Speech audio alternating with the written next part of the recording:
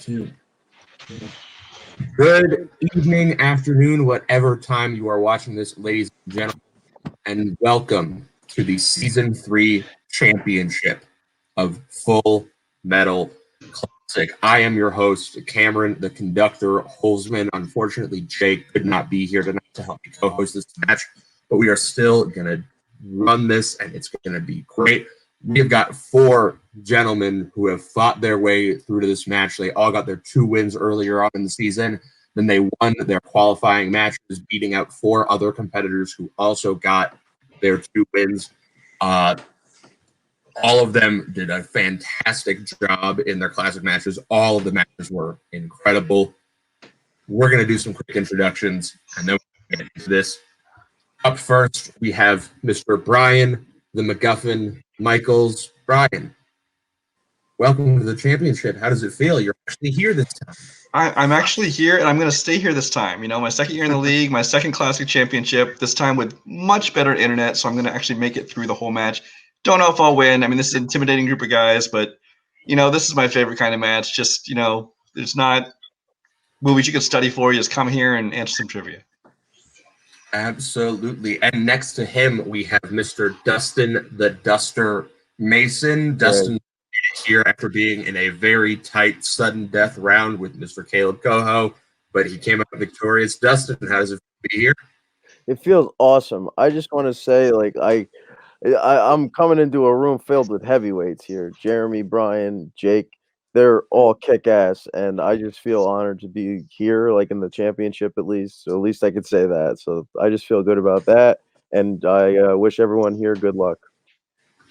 Absolutely. Then right underneath me, we have Mr. Jeremy, the Adam Adams, the current Full Metal Singles champion. Although, who knows, that could change depending on what point in the Snowball this video airs. I don't know how those matches have gone. We'll find out. Jeremy, how does it feel to be in the Snowball Championship this year? It feels great. As I kind of said in my last match, didn't go too good for me in my first 2 go-rounds with Classic Championships. So I'm just so glad that I made it here today, and there's no better competition I could have. All 3 of these guys are fantastic, and no matter how this goes, it's just an honor to face them. Congrats getting here, all you guys, and let's have a great match. Absolutely. And last but not least, we have Mr. Jake Metro Marangoni, who, I mean, ideally, hopefully, by the end of this Snowball, will be one half of the team's champions, but who knows? We might get that far. Jake, how do you do? I'm feeling good. This is very bizarre of a situation. You know, like Brian and Jeremy, this is not the first championship classic match I'm in, and it wasn't the best last year, but we'll see how it goes. You know, I think objectively speaking, all 4 of us are the best in this format of classic, and we all earned our way here. And I'm I've lost to these people, I've beaten these people before, so who knows what could happen. All I know is that I'm nervous. Absolutely, and you should be. This is going to be a crazy match. This is going to be some of the hardest questions that we've written for Classic, I think. Twists and turns await you going into this match.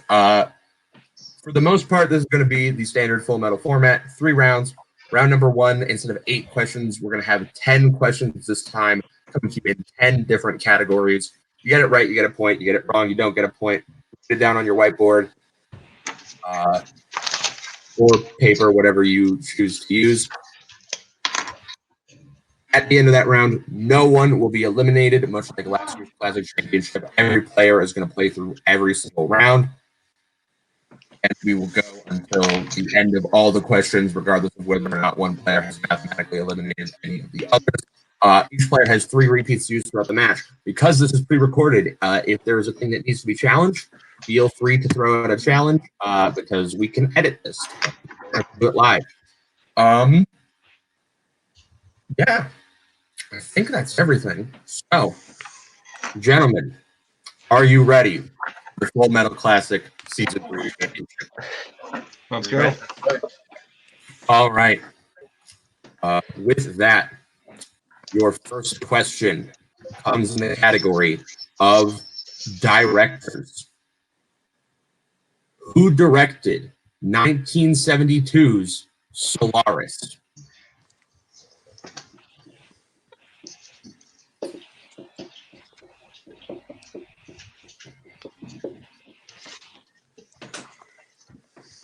This is going to be a good match from the looks of things. 5, 4, 3, 2, 1. Pens down, and we will start with Brian. I actually don't know. I went with Mandalorian's own Werner Herzog. That is incorrect. Dustin. Was it Alejandro Jodorowsky? It was not. Jeremy. Andrei Tarkovsky. And Jake. Andrei Tarkovsky. Is the correct answer. The film was later remade by Steven Soderbergh, if I'm not mistaken. Mm-hmm. That's correct. Who was a very different director from Andrei Tarkovsky. Well, I could have answered that one. Right. Your next question comes in the category of animated films. In what animated film will you find a sloth named Belt?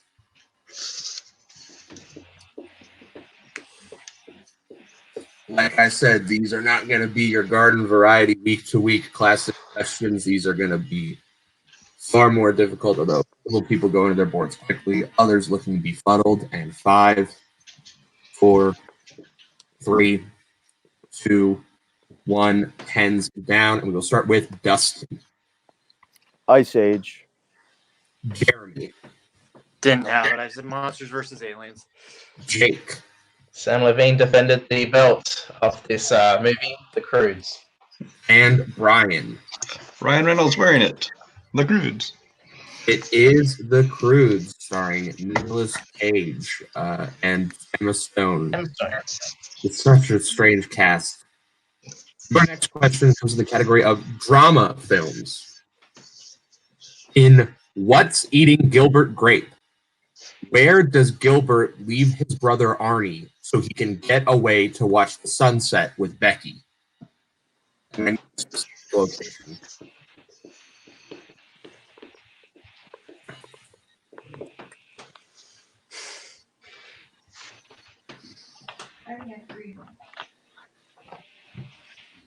We're going to go 5, 4, 3, 2, 1. Pens down, and we'll start with Jeremy.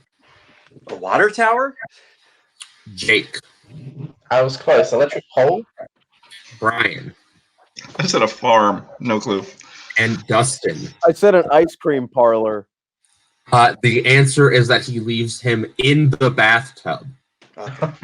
Okay. I was far We were all real close, what you're saying. Yeah. I mean, water tower is basically like a bathtub for It's a different scene. Your next question comes in the category of comedies. Ha ha ha ha. Who plays Christopher Walken's wife Edna in the 2007 film Hairspray? This is definitely our softball of the round, and believe it or not, I was not the one who wrote this question. It was written by our very own Mr. Matt Queller, who, along with me and I believe Michael Campbell, contributed a little bit, helped write this match. 5, 4, 3, 2, 1, and we will start with Jake. I mean, Kalinowski missed this. John Travolta. Brian. John Travolta. Dustin. John Travolta. And Jeremy. John Travolta. And we have our first question that is right by everyone. It's a weird performance in a weird movie, but I like it. World nominated. Yeah. Your next question is in the category of horror/thriller. Alfred Hitchcock's Frenzy is about a serial killer who murders women using what specific object?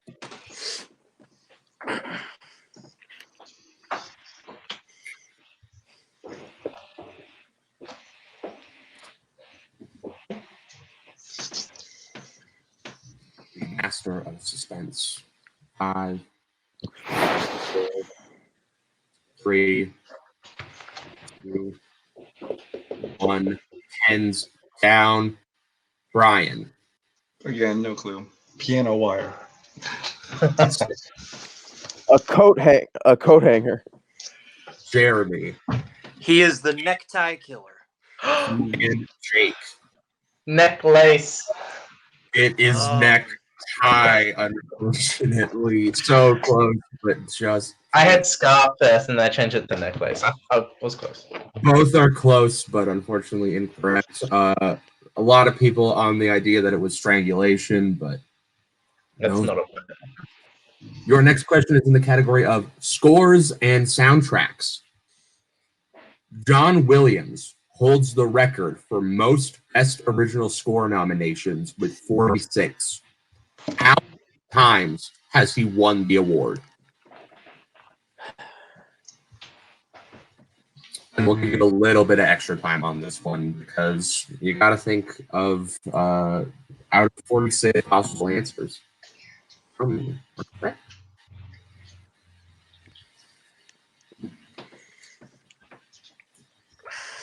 Most nominations of any living individual at the Oscars.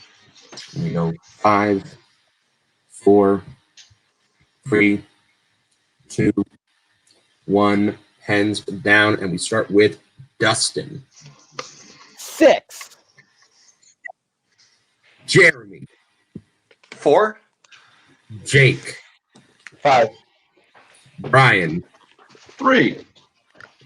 All different numbers, all one after the other. One of you is correct, and it is Jake with 5. The films are Fiddler on the Roof, Jaws, Star Wars, E.T., and Schindler's List. I wasn't thinking of the Fiddler one where he didn't compose it. Back when there were multiple score Oscars. And your next question in the category of 2010s movies. What 2010s film is about a suicidal teenager who checks himself into a psychiatric ward and starred Keir Gilchrist and Emma Roberts? Dustin not long. It appears as though he also enjoys this film as I do.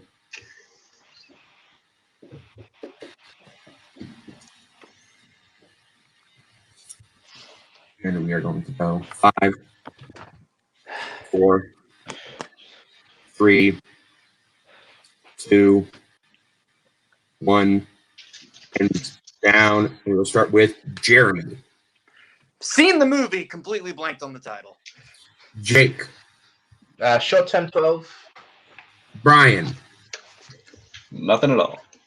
And Dustin seemed confident. It's kind of a funny funny story. Kind of a funny story. Totally could have pulled out in multiple choice, but I didn't know it. Same here. Great movie. Good Galifianakis role. Yeah. Your next question comes in the category of new releases. Who played the title character in the film Brittany Runs a Marathon? I thoroughly enjoyed this movie. I believe it's still in my top 20 favorites of the year. Yeah.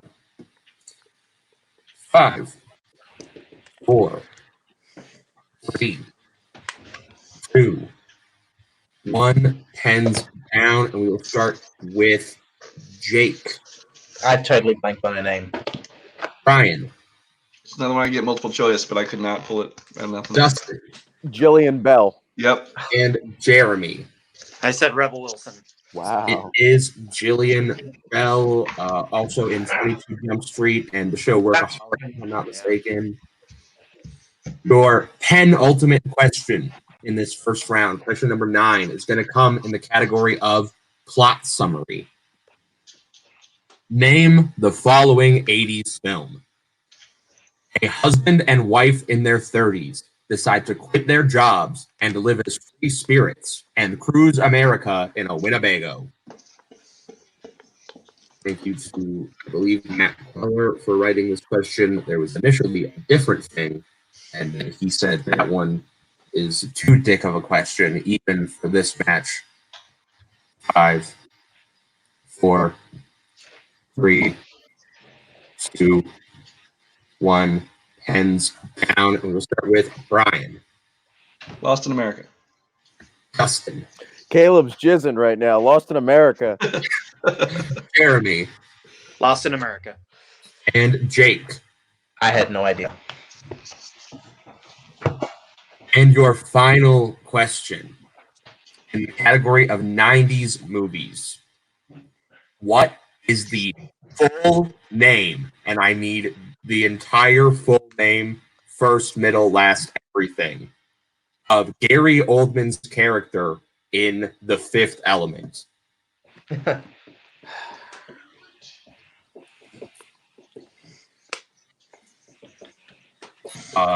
This movie was on the deep cuts list last year, and I watched it and was not a fan.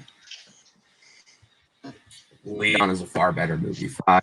I agree. 4, 3, 2, 1. Pens down, and we'll start with Jeremy. I only know Zorg. I don't know the whole name. Jean-Baptiste Emmanuel Zorg. Brian. No, don't go. And Dustin. I have fuck Gary Oldman in The Fifth Element. As much as I wish that were correct, unfortunately it is not. It is Jean-Baptiste Emmanuel Zorg, which means at the end of the first round, it is a close game. Jake currently is in the lead with 5 points, followed by Jeremy and Dustin, both with 4, and then Brian is right behind that with 3. All of you guys still have all 3 of your repeats. And now it is time for our second round. Round number 2, basically the same as always. We've got the wheel currently contains the numbers 1 through 6. The player in the lead, being Jake, is going to get to pick 2 numbers. And then Brian, Dustin, and Jeremy are each going to get to pick 1 number. If your number, actually, sorry, I need to change it. There won't be 1 through 6. There will only be 5. Jake, you're going to still get to pick 2 numbers. Everyone's going to pick 1.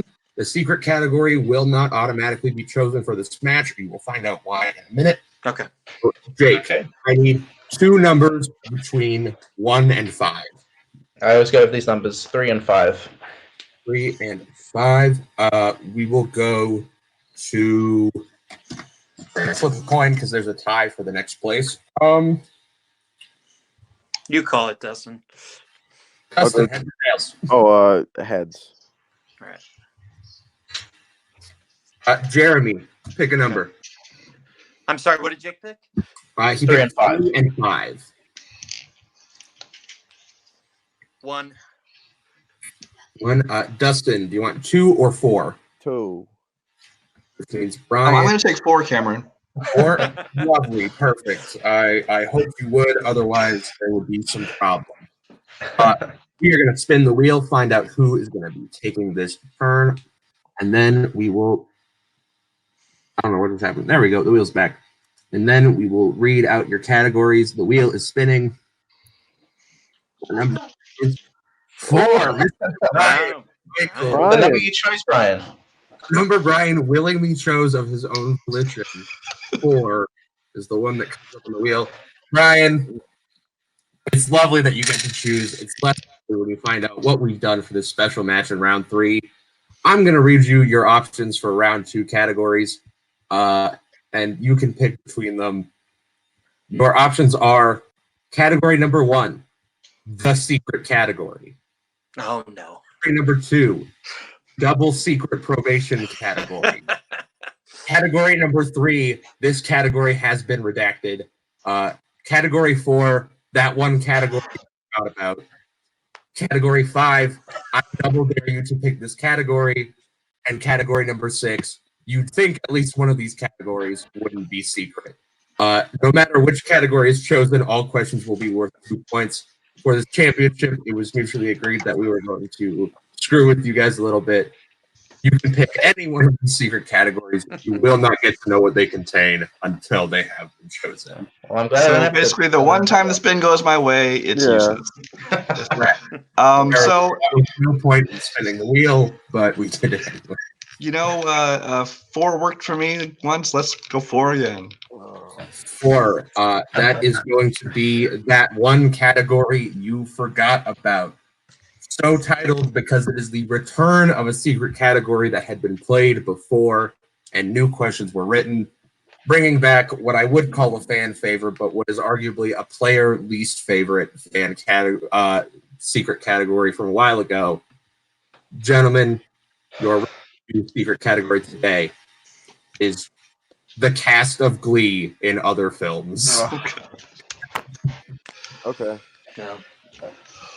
It was fun, guys. Where is this even gonna? Okay. okay. I don't.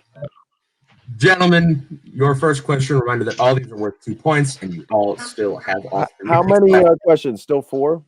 4, yeah. Okay. Glee actor Corey Monteith stars alongside Selena Gomez in what 2011 romantic comedy?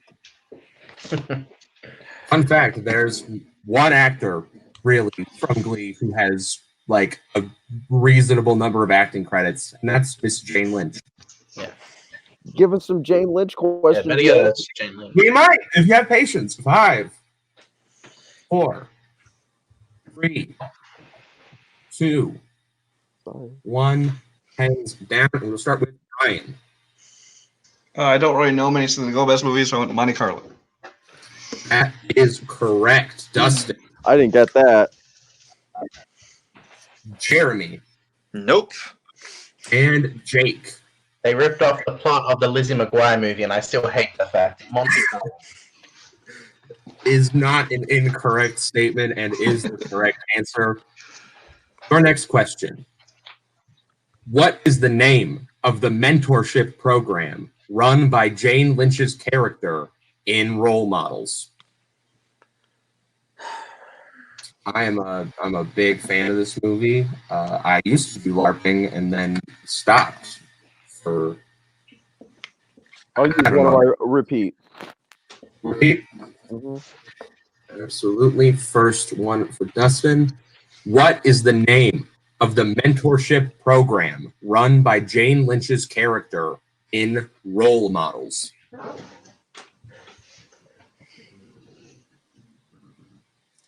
I think it's a fun movie. You got Christmas Ploss. You got Ken Jeong, Paul Rudd, Sean William Scott.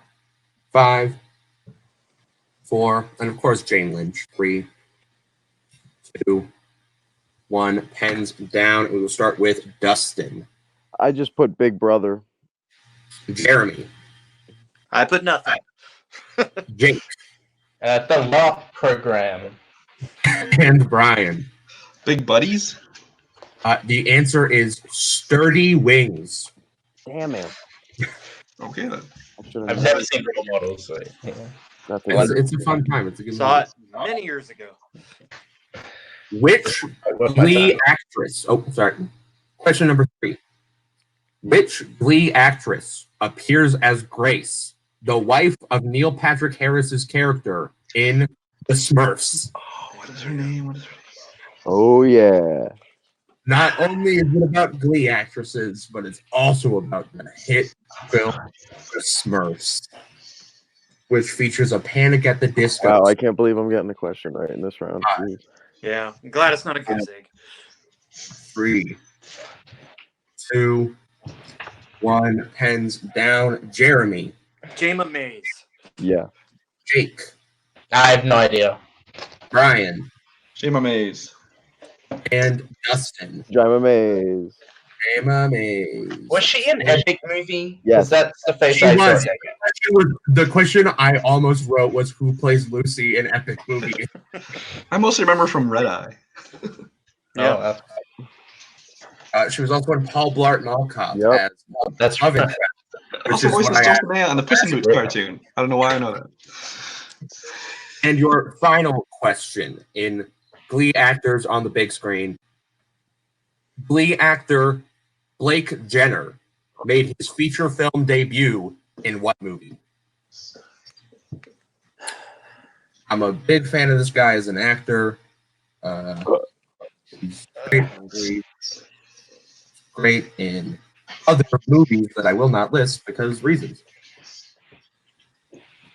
5, 4, 3, 2, 1. Pens down. And we start with Jake.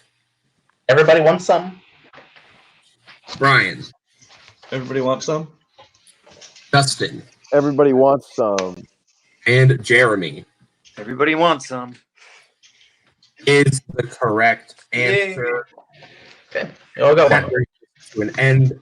That brings round 2 to an end. I'm going to quickly count up the scores, and this is going to be interesting.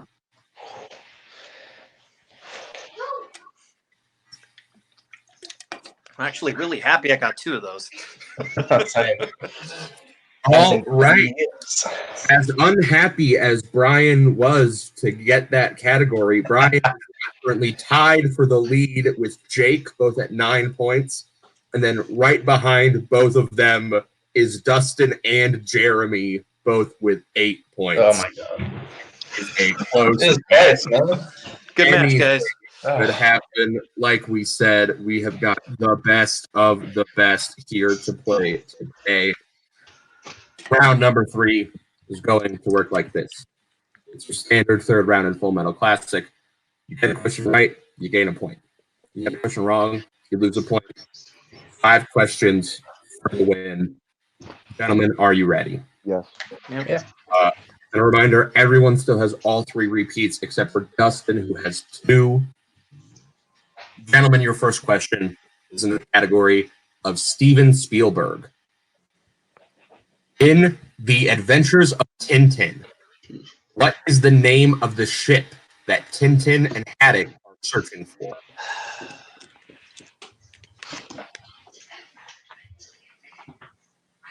I just rewatched this film. This film is so great, and the animation and effects in it are incredible. The scene where the city is like sinking into the ocean, incredible. 5, 4, 3, 2, 1. Hands down. Brian. Don't know if it's right. For some reason, it came to mind the unicorn. Dustin. Hot Fuzz. Jeremy. Couldn't pull it. And Jake. The unicorn. It is right. Is the correct answer. The subtitle is Secrets of the Unicorn. Jake and Brian are now at 10. Dustin and Jeremy are now at 7. Yeah, the full title of the film is The Secret of the Unicorn. Your next question comes in the category of sci-fi films. What sci-fi film is based on a Philip K. Dick short story and stars Gary Sinise?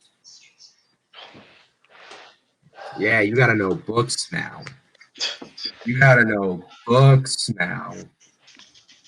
From the guy who wrote Blade Runner, but that's not the name of the book. The book's The Android's Dream of Electric Sheep. 5, 4, 3. The words Blade Runner aren't even in the book. 2, 1. Hands down.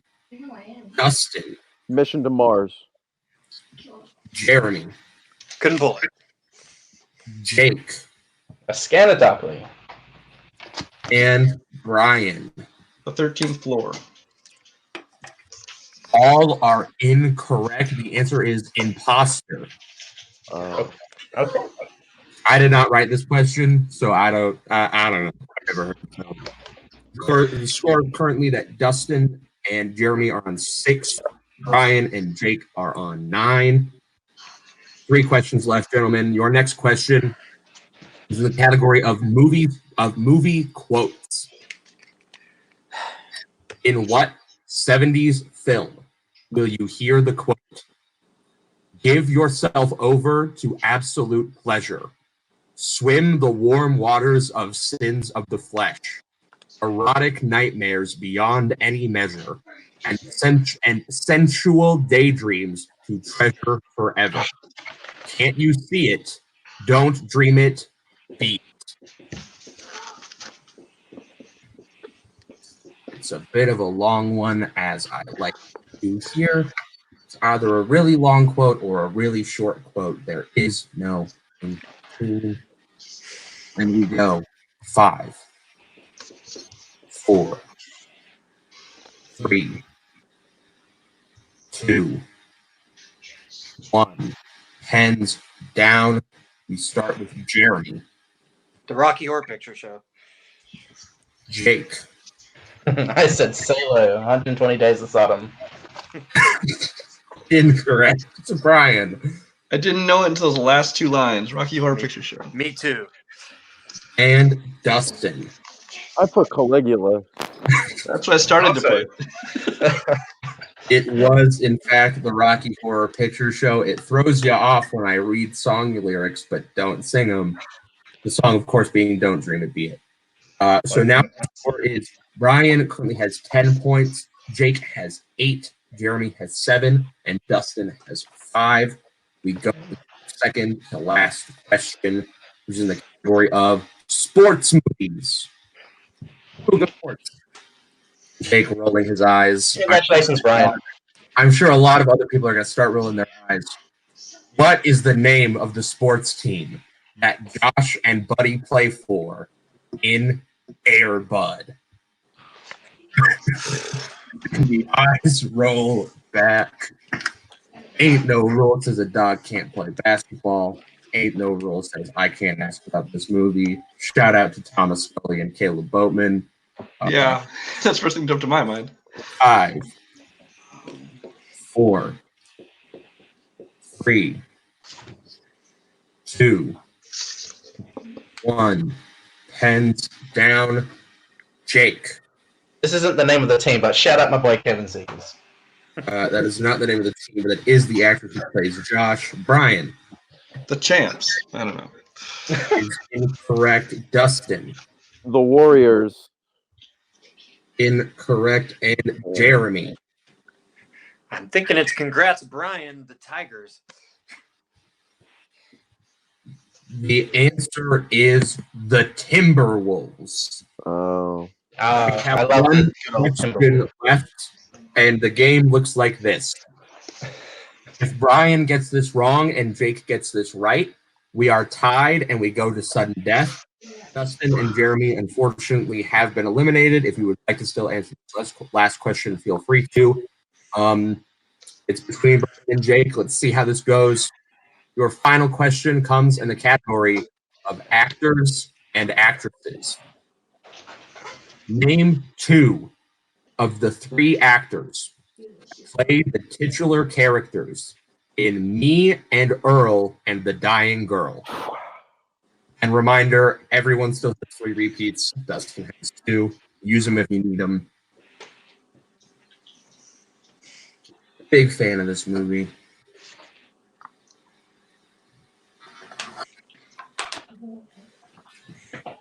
We're going to go 5, 4, 3, 2, Repeat. 1. Brian's first repeat. Name 2 of the 3 actors that play the titular characters in Me and Earl and the Dying Girl.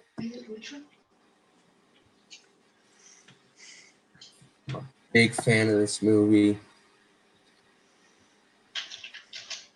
Good film. 5, 4, 3, 2. I guess one more repeat. Brian with his second repeat. Name 2 of the 3 actors who play the titular characters in Me and Earl and the Dying Girl.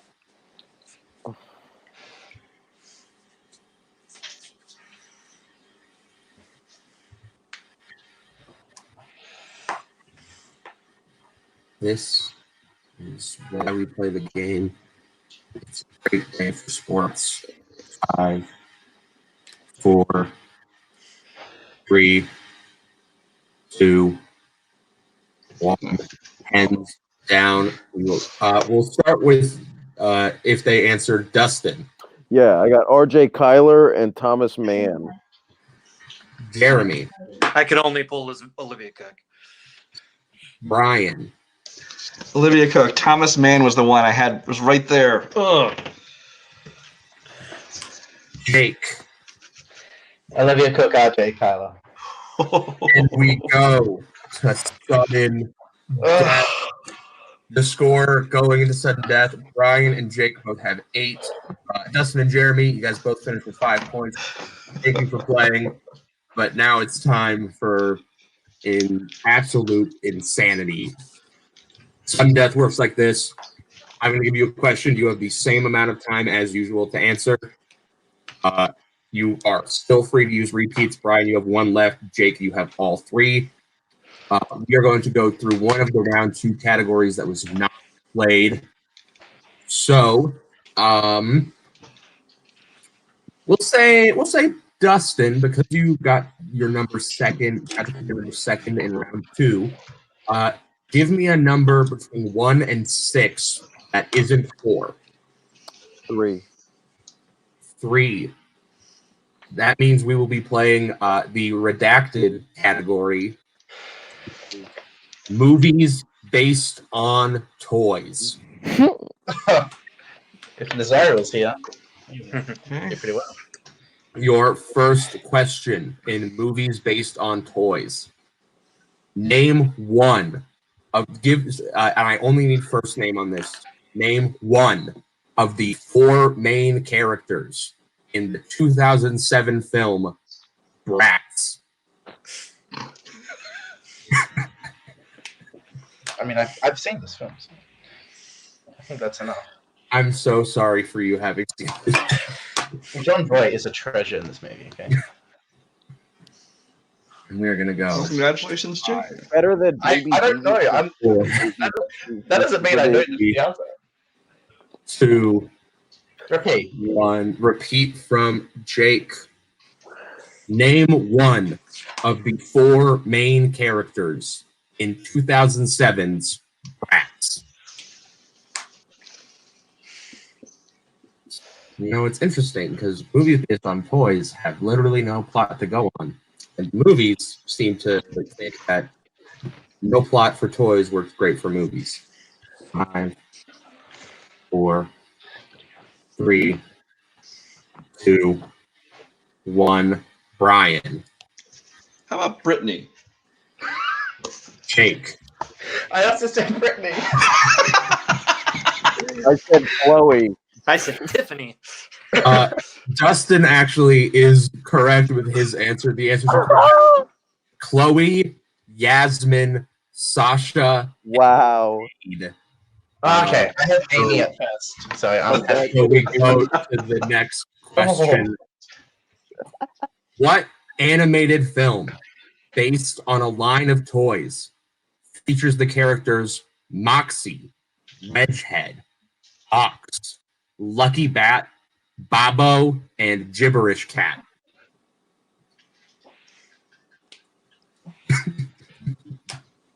The looks of confusion I am seeing from these questions is what I dreamed when I wrote the questions of movies based on toys. 5, 4. Repeat from Jake. What animated film based on a line of toys features the characters Moxie, Wedgehead, Ox, Lucky Bat, Babbo, and Gibberish Cat? I have the unfortunate pleasure of having seen this film.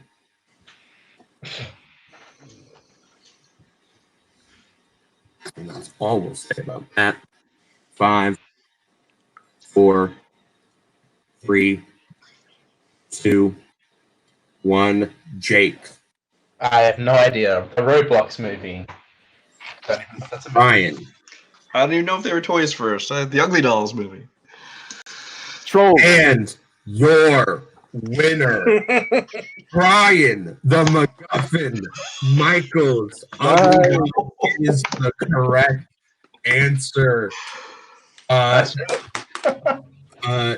Yeah. Congrats, Brian.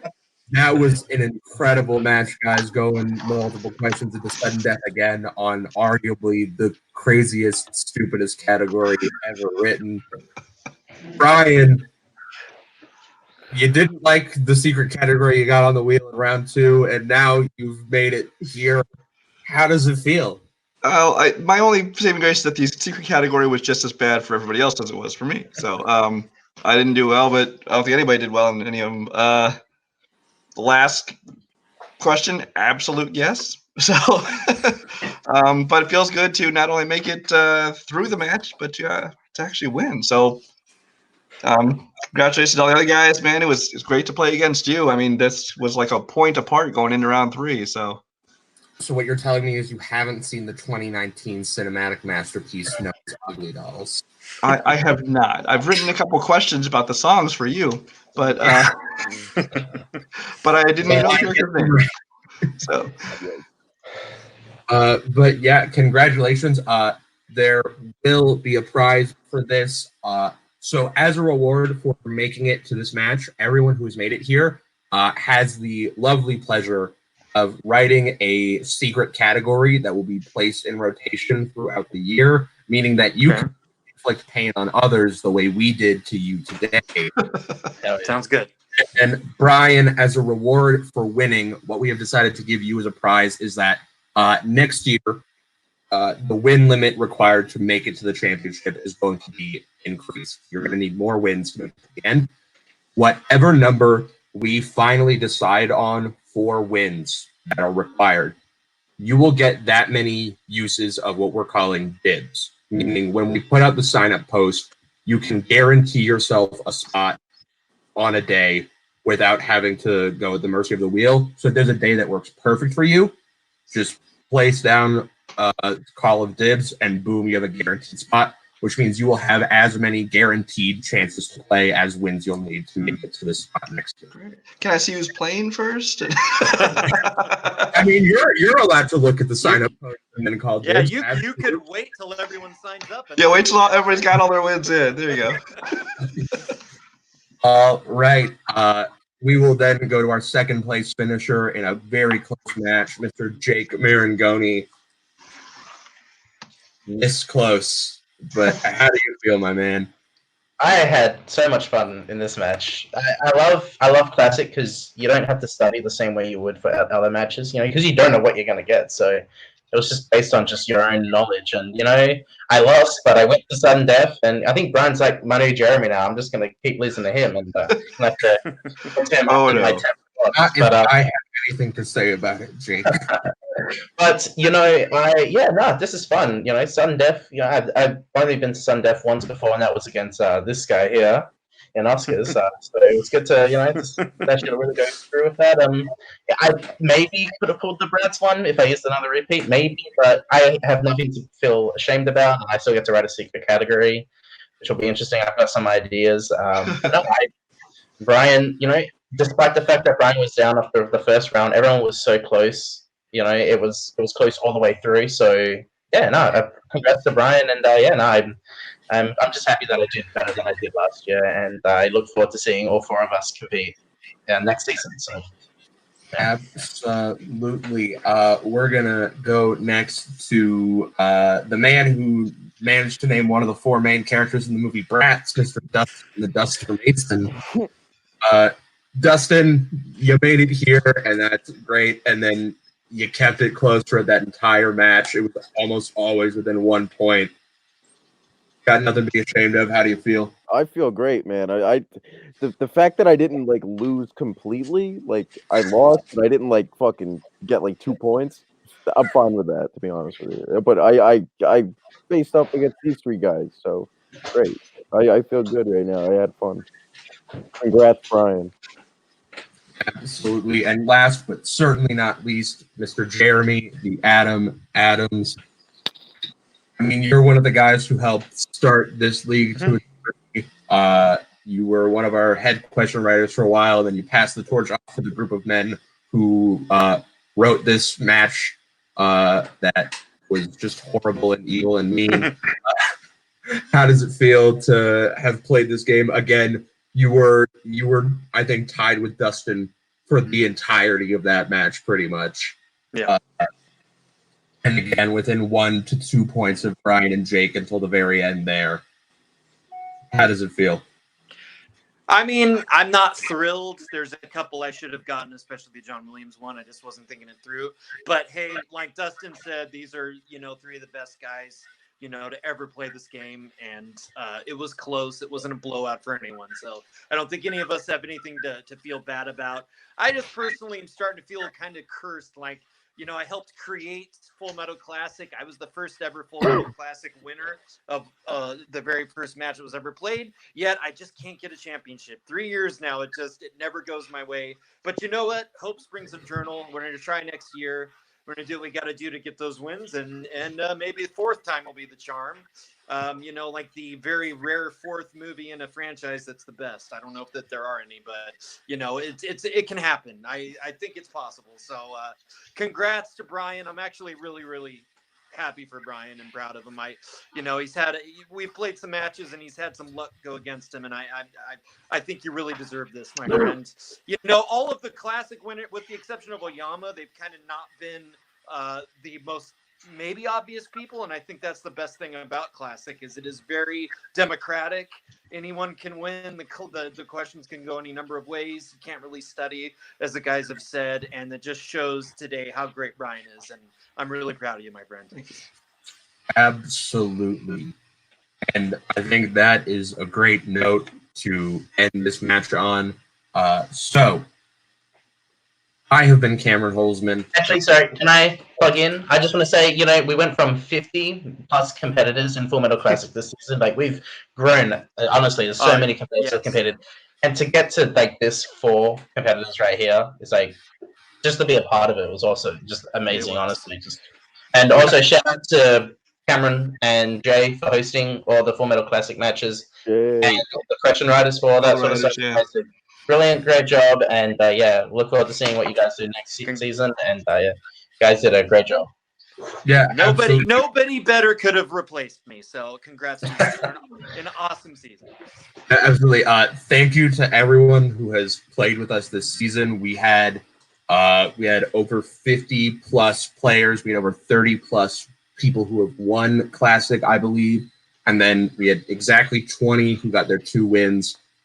Those 20 went into those first matches. We whittled it down to 4. We've now whittled it down to 1. And it's been a great year. I've been Cameron Holzman. On behalf of Brian Michaels, Dustin Mason, Jeremy Adams, Jake Burns, and Jay Burns, who unfortunately again couldn't be here tonight, my brother in Running Classic, and to Matt Queller and Michael Campbell for helping write some of the questions for this match. Thank you so much for tuning in. We will be back live with open signups somewhere near the beginning of next year. Odds are we might not start until the middle of January, just with the way scheduling and stuff is kind of going. But yeah, until then, take care. Keep watching movies. Have a good night.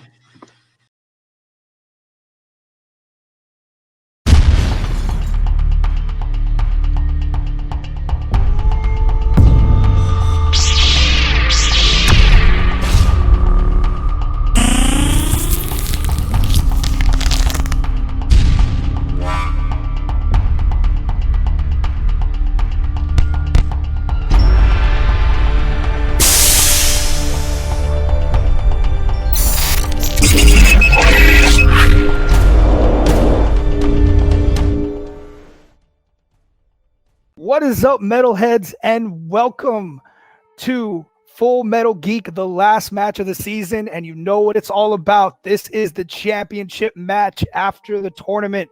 16 competitors came in, 1 has prevailed, and now they will face our champion. I am your host, the Red Ranger, Rene Villarreal Jr., RJ, so many R's, it's not even crazy, but so glad I'm not in this match because I get to sit at this desk, and even more glad at who's going to be sitting at this desk with me. You notice I'm by myself right now. That's because, ladies and gentlemen, we did it again somehow. We have brought in a legend to help us watch this slugfest go out.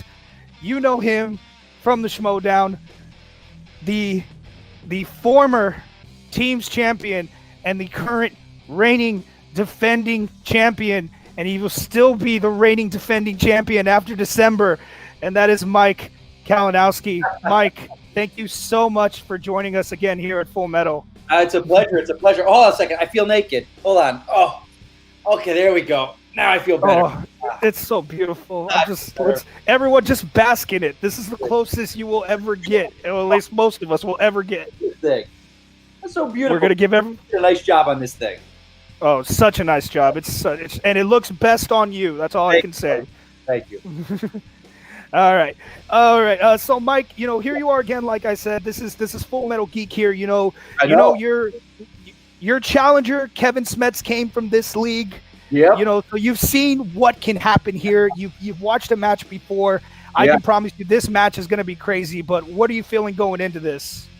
It's tough because I remember last time when I was with you guys, there were some questions that got me. I was like, oh man, those are. But I want to say, gosh, when was that last match? It was before Cushing, I think. Yes, it was. Yes, it was before this. I'm going to look at this as a sign of fate. I got we've got Spectacular coming up in less than 2 weeks. I'm deep in studying for this, like you guys wouldn't believe. Trying to get that going and ready, to defend this belt again. And so I'm going to look at this as practice. You guys stumped me last time on a few questions. I looked over these questions. The round one questions already, so I'm not gonna tell you how I did though.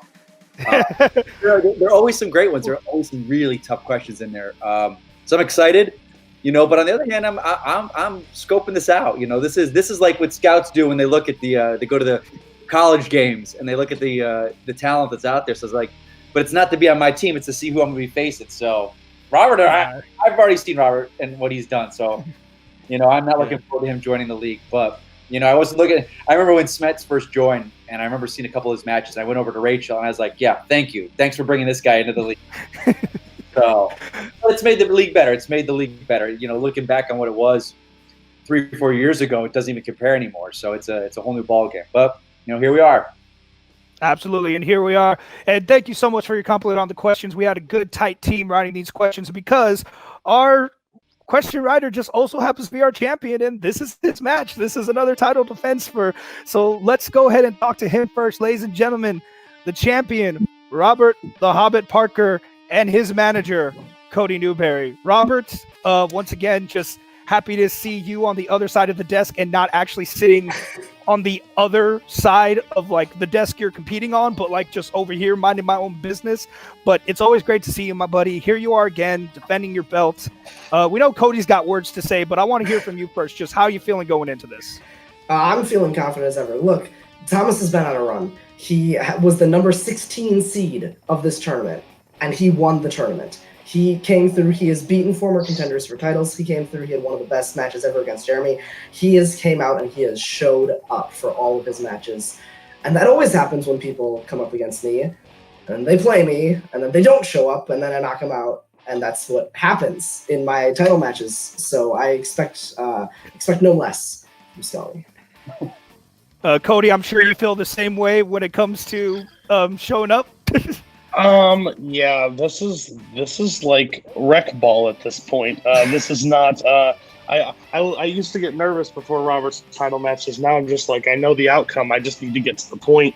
I really like that gold belt that he showed off at the beginning because I can't wait till it's on my client next season. He may not be my client because I don't get to go to the Schmodown as his manager, but I can't wait to be able to see it on him because you're right. These questions are hard. They have been stumped a lot. They've stumped you a few times. He's answered them for 2 years. So I'm ready for his next step. I'm ready to finish off his Full Metal Geek. All respects to Mike Kalinowski. He is everybody should look up to him on how to be a character, how to answer questions. He is a role model. But at the end of the day, he will join the long list of people next season that will lose to Robert, the Hobbit / Spider Parker. Yeah, so let's go. Let's do this. And Brooklyn, I don't know why you're here. Let's move on. Yeah, I'm part of that group, and we have weekly meetings, and we're all making it through. Just t-shirts. 1 day at a time. It's a club. Yeah, it's a club. It's a club. Jerry, Sandy's, they're all right. Yeah. Well, we've heard from the champ. Now it's time to hear from the challenger. Ladies and gentlemen, as Robert said, this man came in the 16th seat of this tournament, fought for his spot in the tournament, and then ran through his bracket, ran through a former number one contender, ran through me, which is never hard, but it happens. And ladies and gentlemen, without further ado, Thomas Scully and his manager, Brooklyn. Thomas, like I said, just what a fantastic debut for you. You killed it in the testing so much that we actually had to put you up against somebody just to fight for a spot in the tournament. Not only did you kill it in that match, you've killed it every match since. I mean, your match against Jeremy will go down in history. Your matches against everyone else you faced are just as impressive. Your number one contenders match was amazing. And I mean, and you're here. I mean, how are you feeling? You want the honest answer, or do you want like the answer I shouted at myself in the mirror this morning to make sure that the crippling anxiety of this match didn't get to me? I definitely want to know both these answers. Oh, no. But anyway, overall, I feel confident. I think the key to this match is block out all the noise, because that's what I've done in every match so far. I know when I tested in, I was the 16 seed. I had some stumbles when I played Jake. And then I played Jay, scraped by him, had a great match against Jeremy, had a great match against you, and then I edged out Dom to get here. So my road hasn't been easy. I've had to go through a murderer's row of all great guys, great competitors, all great trivia minds. But now I get probably the greatest fan league player to exist in Robert. I have so much respect for him. I have to thank him for even letting me try out for this tournament that I won. But the theme of tonight is to block out the noise, because it doesn't matter what Robert says. It doesn't matter what Cody says. It doesn't matter what anybody else says. What matters tonight is me and my knowledge. Do I have what it takes to stay with Robert for 5 rounds? And I hope and I expect to stay with him for at least 5 rounds. And if I win, be one of the greatest upsets ever. If I lose, all I can hope for is that I put in a performance that I can be proud of personally. And that is all we ever expect from a challenger, man. You're definitely going to do some damage here today. Brooklyn, any final words for the audience and for your client? This is essentially a win-win scenario for us. If Thomas wins against Robert, he is the one loss that Robert has in this community, in the very league that he runs, in the very league that he hosts, in the very league that he is champion. Thomas has that opportunity. If he does lose, then we're just part of that great roster of people that have lost to Robert. This is Robert's match to lose. We can be that crack in the shield that whenever Robert goes up to the Schmodown, which they're already looking past. Like, they don't even. It's weird because they're praising Thomas, yet they underestimate him by not even considering this a match. Thomas has an opportunity to be the kryptonite of Robert's game.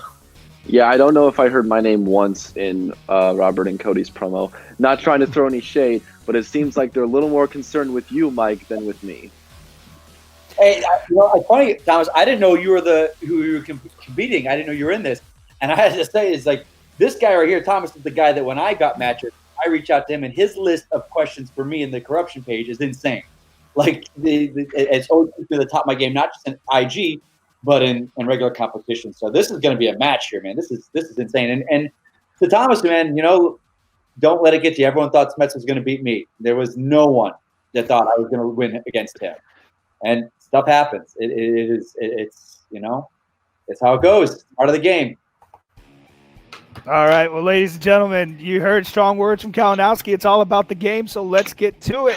Let's get Robert back in here. And gentlemen, we're going to start you off. We're going to do this. We start, of course, with round 1. Round 1 works like any regular match. You will each receive 10 questions from throughout the world of geekdom. Each question is worth 1 point. You will have 50 seconds to write down your answer. Once time is up, we will ask you to reveal the answer and vocalize it. If either of you get a perfect round, you will also receive a bonus question to you and only you, or if you both run a perfect round, which is very likely in this match, you'll both get it and treat it like a regular round 1 question. Keep in mind, throughout the entire match, you have 3 repeat rules and you have 1 challenge. If you challenge and win, you keep your challenge. If you challenge and lose, you lose it for the rest of the match. With that being said, the champion, Robert, are you ready? Yes. Send that person the StreamYard link. They'll just sit backstage. Okay. Thomas, the As challenger. I'll ever be.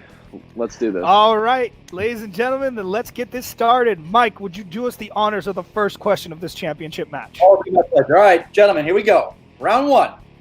First question. Worlds of DC. Who was the second character to learn that Billy Batson is Shazam? You know, when this movie was first cast, the only thing I thought was perfection with the lead character. I don't know why, but Love that. yeah. And we're gonna get an answers in 5, 4, 3, 2, and 1. Let's start with the champion, Robert. Darla. And Thomas. It's his sister Darla. That's correct. As well, boys. Well done. All right. Great start to a great match. Your next question, gentlemen, is in the category of the MCU, Marvel Cinematic Universe. When we first see Steve Rogers in Avengers Endgame, what everyday task is he doing? Mike, how'd you feel about this question? I was curious. The first one was a little more than the second one. That one's number 2 is pretty. You guys need to have this one. Number 1 is a little more like, no, it's tricky. That's a yeah. You got to think about it. 2 should be. You guys should both get this, or we're gonna stop. Well, we'll see if they do in 5, 4, 3, 2, and 1. Thomas, do you have it? He's shaving that god-awful beard he had in Infinity War. That is correct. And Robert? Pour one out for that beautiful beard he's shaving. There it is. I tend to. All right. All right, the match can continue. They both got it right. Good. Go ahead and hit him with question number 3, Mike. Okay, 3 is that in that favorite category of everyone's Star Wars. This is, in Rogue One, Chirrut keeps reciting a phrase as he walks through the battle on Scarif to activate the transmitter. What is the whole phrase? I like this phrase. That's I a good like it a lot. One, I'll talk a little bit once the answer. Oh, of course. Sandy Robinson, ladies and gentlemen. Sandy Robinson writing that question. Mike, you may remember him. He was in the match that you hosted last time. All right. 5, 4, 3, 2, and 1. Let's start with Robert.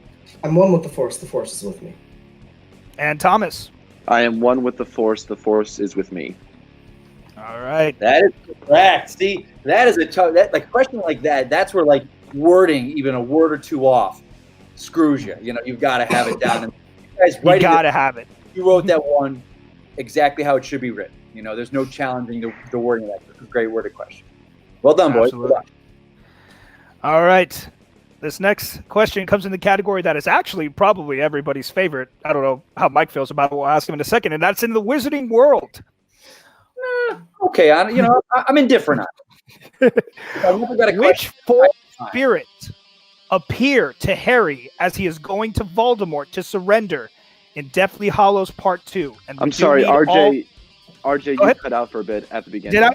Yeah. No problem. Absolutely. I will repeat that for y'all. That is a freebie. Which 4 spirits appear to Harry as he is going to Voldemort to surrender in the Deathly Hallows Part 2? And we do need all 4. This is a really good question. I enjoy the scene that this is based on, so it's a great question. Fantastic scene. In that movie where he goes back and meets people, and they're different people, so it's a good, Mm-hmm.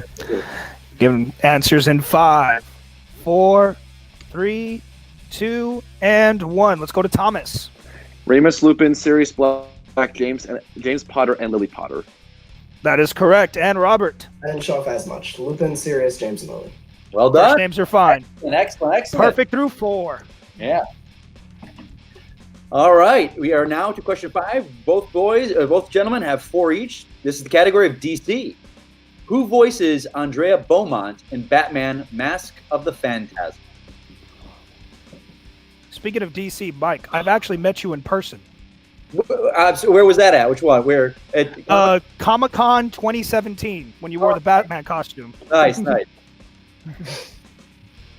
Didn't get a picture, though. Get him 5, 4, 3, 2, and 1. Let's go to Robert. Dana Delaney. And Thomas. Yep, I said Laura Kelly. That's the wrong one. Oh. We have our first mix-up. Robert's still perfect, but Thomas, it's only one miss. We still got a long ways to go. Not even round one is nothing. Round one is nothing. Oh, yeah. Let's get you going, guys, with the next category, which is Marvel. In Blade Trinity, when Hannibal is recovering at the hideout, who does Drake impersonate when he visits him? This is a great question. Oh, this question just made me go, wow, when I read it. I was just like... It's a plot-specific one. It's not who played or, who directed. It's very plot. You have to at least seen this movie once to get this. Yeah. Give him 5, 4, 3, 2, and 1. Thomas, what do you got? I believe it's Abraham Whistler. And Robert? Abraham Whistler. Well done. Well done. Right. We would have Thomas, accepted old Whistler is what you guys had written here. I know you meant the older yes. guy. Yeah, but y'all actually gave us his name, so even more impressive on y'all's part. Yeah. All right, I'm up. Here we go. Who said it? Question number 7. Which MCU character says, "Sir, I'm going to have to ask you to exit the donut"? I'm sorry, can you repeat the question, please? You want to use the JT rule for this one? Yes, sir. All right, here we go, Thomas. All right, that's one for Thomas. Who said it? Which MCU character says, "Sir, I'm going to have to ask you to exit the donut"? I still think 2 is better than 3. That's all I'm going to say. I wouldn't do that. I enjoy 2. I really enjoy 2. Don't give it away too much now, RJ. That's why I said I'm not going to say what 2 and what 3. Just I like 2 better than 3. There's a lot of 2s and 3s. 5, 4, 3, 2, 1. I'm sure they do because of Robert's comment. But Robert? Fury, Nicholas J. Yes. And Thomas? Nick Fury. There you go. All See, right. you're always skeptical, especially like you never want to know about a JT rule in a first round, especially if a final round match. But if it gets you the point, it gets you the point. Absolutely, 100%. All right, gentlemen, your next question is in everybody's favorite category, and that's the category of Star Trek. Yep, laughs all around. Who goes down in a shuttle to pick up Kirk, Spock, and Bones during their camping trip in Star Trek V: The Final Frontier? That's another great question. Sandy Robinson killed this first round. He did an amazing job. Because he knows who's sitting at the table. He knows this is a championship match. Yeah. 5, 4, 3, 2, and 1. Let's go to Thomas. Is it Uhura? It is, in fact, Uhura. And Robert. Uhura. There it goes. Robert still perfect through 8. Man. All right, gentlemen, you ready for your ninth question? Your pentultimate question comes to the category of Middle Earth. In Return of the King, where does Sam stab Shelob that makes her retreat into her tunnel? I love these movies. That's all I can say. I'm getting ready to watch those again. I'm like, it's getting like there's a bunch of movies I've got planned to watch before the 7th. Yeah, it's definitely on. That's a great rewatch. 5, 4, 3, 2, and 1. Let's go to Robert. Just put her underbelly, like her stomach area. Yes, we'll accept underbelly. Absolutely. Oh, Thomas? I said I. Yeah, nope. We're looking for the belly, the gut, stomach in that general area. Yeah. When I read that question at home, I was my first reaction, but I was like, no, it's not in the eye in this one. All right. No worries there. All right, gentlemen, your final question, Robert. If you get this right, you will receive a bonus question. Thomas, just keep up. And your last question is in the category of directors and composers. What was the last Star Trek film composed by Jerry Goldsmith? They both know that one right off the bat. I mean, I know you know this, Mike. I know you know the answer to this question. All right. And 5, 4, 3, 2, and 1. Thomas. Star Trek Nemesis? That is correct. And Robert for the perfect round? Nemesis. And that's 10 for Robert. All right. So, Robert, you will be receiving the bonus question to yourself. Do not feel obligated to write it down. Just go ahead and give out the answer when you think you know it, at least within 15 seconds. All right, here we go. All The right. question. In Red 2, David Thwillis plays a character named the Frog. How did he get this nickname? Man, it's a Jesus, guys. Come on now with that. I'll take the blame for that one. He poisoned people with frogs, like frog poison. He uses frog poison to kill people. Accept that. We're going to accept that. He poisons people with frog's venom. I'll take that. That was one of those ones I have my notes. I haven't looked at it, but I did do a watch recently, so I wonder if it's in there. I'm very curious if I have that. All right. I don't know if I have that in there. I need to run and grab a water bottle because I'm dying. I'll be back No in 2 problem. seconds. Go right ahead, sir. All right, ladies and gentlemen, after that first round, we still have a very close match. Robert, with a perfect performance, has 11 points. Thomas not too far behind with 8. And with that, we are getting into round 2. Round 2 is going to work like this. Each of these gentlemen are going to get a spin at a wheel that has 10 slices on it. 8 of them are random categories, except for the 2 strengths picked. Whoever spins will get to spin, and whatever category they land on, they will get 5 questions from it, each worth 2 points. If they do not feel like they need some help, they can go to multiple choice, but the value will go down to 1. You are allowed 1 respin. And gentlemen, be aware there is stealing in this round. So if you miss a question, your opponent, be ready to take that steal. Robert, you are in the lead, so I will go through the categories with you. And if you want to, I can bring Cody on if you would like to decide. Bring Cody in. No problem. Let me bring Cody in for you, and then let me bring up their wheel, and then I will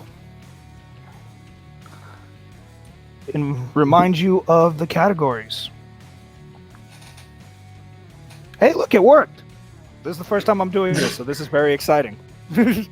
All right, Robert, your categories for this round are Wizarding World, Mixed Bag, MCU, Star Wars, Quotes, Marvel, DC, and Star Trek. I'm going to change this real quick. There's supposed to be Star Trek on there. I'm going to change that real quick, but there's also Star Trek. So, knowing the categories, would you like to spin first or defer to your opponent? Oh, man. Cody, what do you think?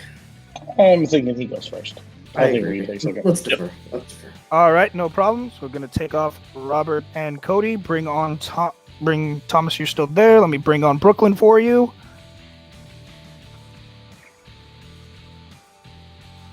All right, Thomas, your first spin is in. And it lands on the category of Mixed Bag. Would you like to keep that or spin again? We'll stick with the game plan, I believe, Thomas. Yeah. Spin again. No problem. Let me scroll down for y'all so y'all can actually see the wheel now, right? I apologize about that. Yeah. Okay. So we are spinning again. Whatever you land on, you will be answering from this time.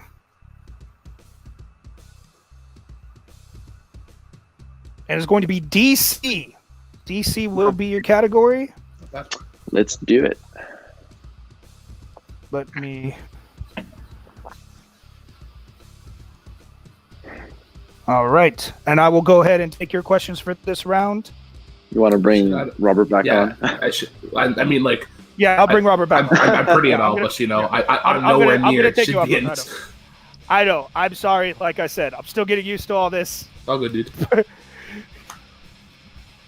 Thank you all so much for your patience. You're all wonderful. You're good, man. All right. All right. Thomas, are you ready for your questions? Yep. All right. Your first one in the category of Star Trek. Or, sorry, DC. Sorry, DC. I don't know where did it go? There it is. I don't know why my thing scrolled when I wasn't looking. All right. First question. In Watchmen, what is written on the sign Walter Kovac carries around? Oh.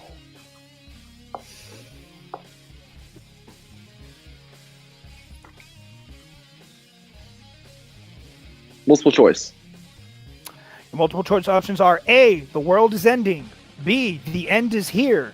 C, Judgment Day is coming, or D, the end is nigh? D, the end is nigh. That's correct for 1 point. Your next question. Who plays Annie Sullivan in Road to Perdition? Oh.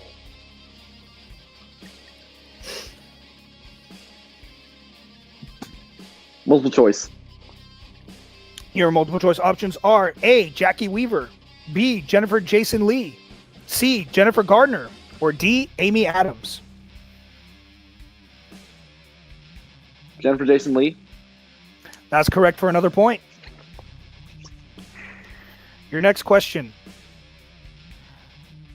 Besides being Ross Webster's mistress, what is Lorelai's job title in Superman 3? Oh.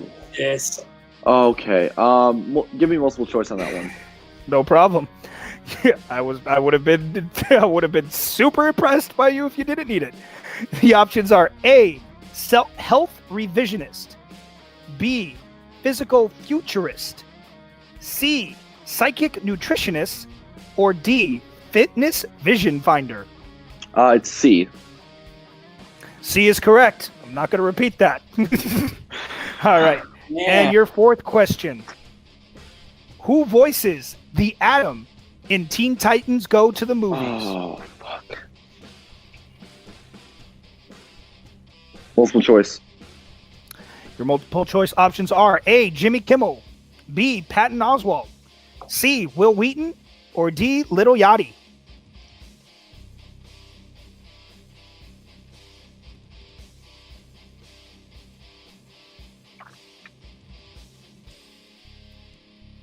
Lil Yachty. Robert, chance for a 1 point steal. Your options again are A, Jimmy Kimmel, B, Patton Oswalt, C, Will Wheaton, or D, Little Yachty. Patton Oswalt. That's correct for the 1 point steal. Your final question. In Batman Begins, what is Bruce trying to keep from Rachel when he falls into the Batcave as a child? An arrowhead. That is correct for 2 points. Well done. And he takes the lead for the first time in the match. Not a bad go at it, but it is sadly now Robert's turn. No, I'm just kidding. It's great that it's Robert's turn. All right, so Thomas, you're going to go away just for a moment. I'm going to bring Cody on for Robert. We're going to bring that wheel back up. And Robert, your spin is in. Oh, we can't see it. It's not screen share right now. You can't see it? Oh, sorry. That was my fault. I will.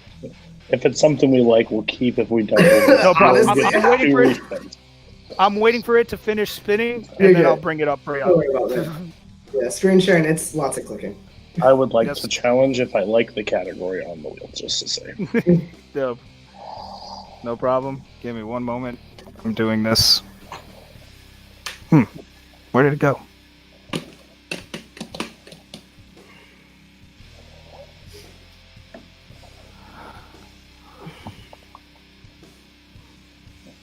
$13-12 right now, right? Yes, sir. That is the score. It's sad I don't keep score for your matches anymore. Sorry. It's okay for you. It's just more of a surprise at the end. So your first spin was Star Wars. That was your first spin. We didn't do that. We didn't get to see that. Nah, it's Cody. It's fine. No. Well, No? what do you let's- feel? What do you feel? There's other stuff I'd like less. Let's respin. I'm not afraid. Respin. All right. Cody, is that okay? Sure. Why not? Let's get Let's nuts. respin. Let's get nuts. So we know what I Robert yelled at didn't Mike watch when he Malinowski first got tonight. Disney Plus. All things are. Actually, I watched Clone Wars, just not the movies. Oh, even better. Right. What do we got? Ooh, you will be taking questions from quotes. Okay. Quotes. Okay. All right, Mr. Kalinowski, Yes, sir. if you would mind handing these questions off to the champion. Your first question. What Star Wars character says the strongest stars have hearts of Kuiper?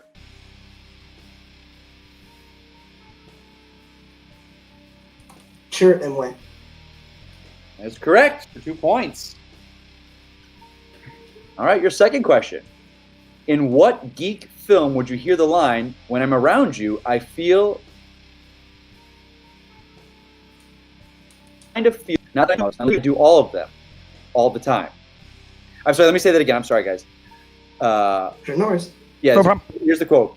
"When I'm around you, I kind of feel like I'm on drugs. Not that I do drugs unless you do drugs, in which case I do all the time, all of them." Oh, yeah. Looking Scott film. Pilgrim versus the World. That is correct. I apologize. I'm butchering that there. No, you're fine. Man. Don't worry. It's okay. That is the longest, but yes, you had it. All right. So, next question. What Wizarding World actress says the line, "She was a taker, you need a giver"? Oh, that quote is amazing, and it's Alison Sudol. Yes, that is correct. All right. Your fourth question. Oh. What Star Trek? The question is worded weirdly. I apologize about that, Mike. It wasn't. It was being rewritten, and I didn't rewrite it properly. Here, let me read it real quick before I say it. Yeah. Okay, so okay, here we go. What Star Trek 6 character says the line, "If there's to be a brave new world, our generation is going to have the hardest time living in it"?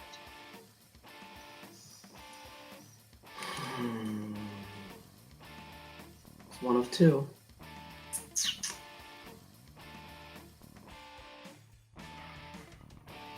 Chancellor Gorkin. That is correct. Was that or Chang? All right. Okay, your fifth and final question in the category of quotes, movie quotes. Mhm. Guardian of the Galaxy says the line, "Nobody talks to my friends like that."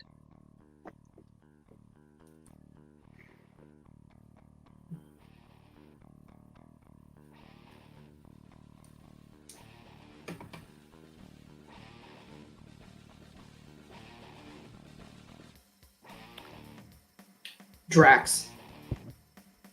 That is correct. This dumb tree, he is my friend.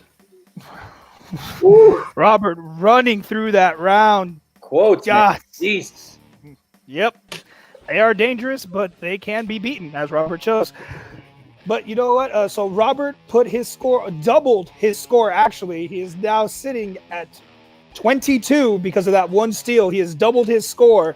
Thomas still sitting at 13. It is still a game, and he can catch up, and he's going to have the opportunity to do it as we get into round number 3. Round number 3 works like this, gentlemen. We have taken 3 random movies from throughout of Geekdom. You will be allowed to pick from these movies and receive 5 deep cut questions from said movies. Since Robert is in the lead, he will decide first. And once he picks, Thomas will answer his question first and pick from the remaining 2 movies. But do not forget about that 3rd movie because you will be seeing it again. So, Robert, would you like to discuss your choice with Cody? Yes, I would. No problem. Let me bring Cody up for you. So, gentlemen, the 3 movies that you can choose from in this round are Ninja Turtles 2, The Secret of the Ooze, Star Wars Episode 1, The Phantom Menace, and The League of Extraordinary Gentlemen. Woof. Robert? I would like you to pick C-SPAN on Naboo. C-SPAN on Naboo. Okay, yeah. Phantom Menace. Phantom Menace. Yeah, we'll take Phantom Menace? Yeah. All right, no problem. Let me get rid of Cody real quick and bring on Brooklyn for Thomas. All right, Thomas. So you have left League of Extraordinary Gentlemen and Teenage Mutant Ninja Turtles 2, The Secret of the Ooze. I mean, 2 of the 3 deep cut movies being mixed bag is kind of oof, but I guess League of I don't know. What are you thinking? I think League is probably better. Well, what do you think will be better for round 4, though? I'd say probably TMNT because I don't know. I feel like Robert's rewatching. I don't know. It's so tough because RJ loves TMNT movies, and he writes I kind of want good questions for them. I kind of want to take Turtles. Okay, I'm fine with that then. All right, we'll do Secret of the Ooze. All right, cool. Secret of the Use, no problem. All right. It's like choosing Mr. between a loaded Kalinowski, handgun and a grenade. Since Thomas is first, would you please give him his questions from Teenage Mutant Ninja Turtles 2, The Secret of the Ooze? Let's do it. Here we go. Question number 1. What is the name of the young pizza boy who helped the Turtles, played by Ernie Reyes Jr.?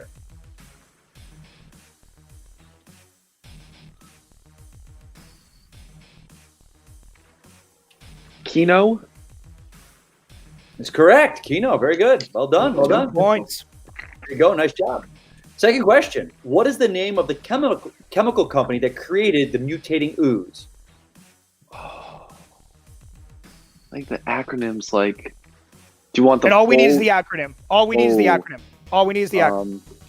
Shit.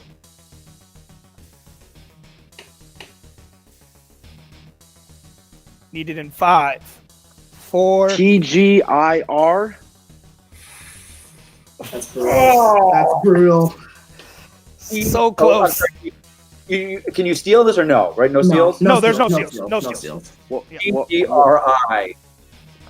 You mixed up the last two. Techno course I Global did. Research.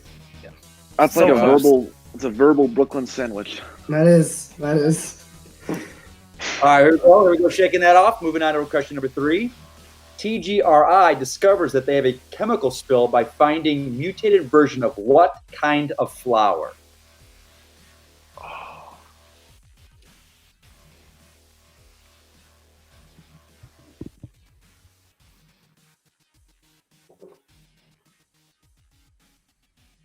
Dandelions? That's correct. Well done. Ooh, there we go. 2 big points. It's funny because they look like sunflowers in the movie. It's like they Exactly. That's what gets everyone. Honestly, just chose a random flower. Yeah. All right, here we go. Your fourth question. What kind of animals are Toka and Razar specifically? Oh. Ooh.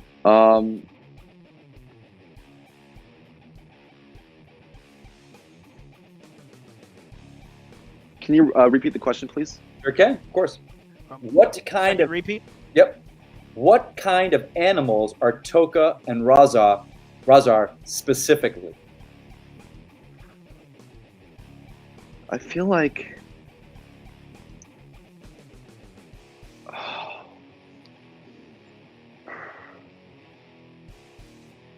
I need answers. 5. A rabbit and a snapback turtle?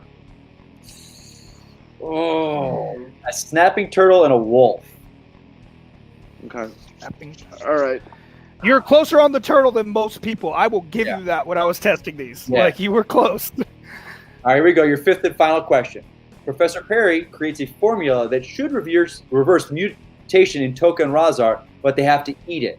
What type of food do the turtles use to try and trick them?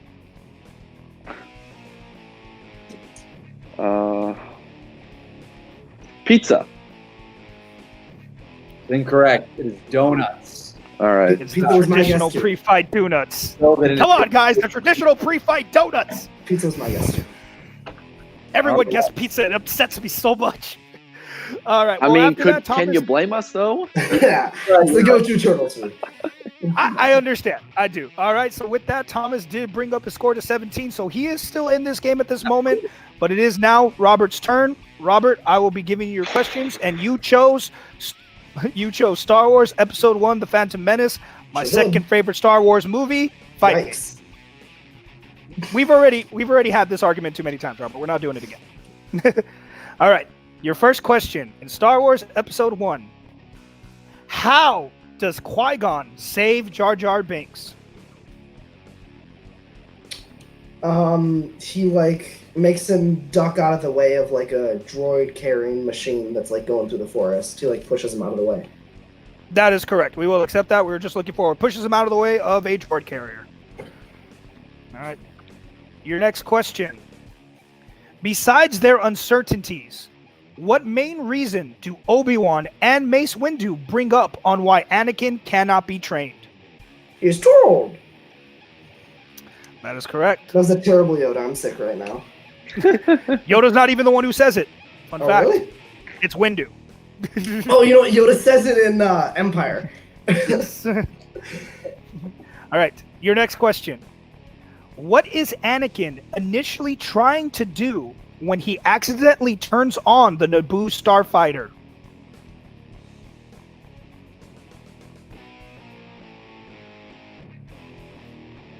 Shoot the blasters? We'll accept that. He's trying to use the blasters to help his friends. That's another 2 points. All right.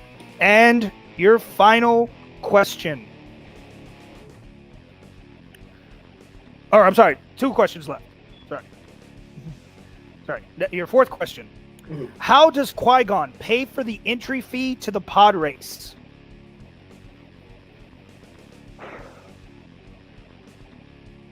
Oof. He uses his ship as like collateral.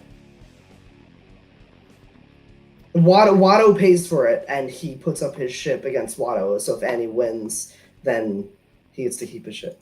But then if Annie loses, Watto gets his ship.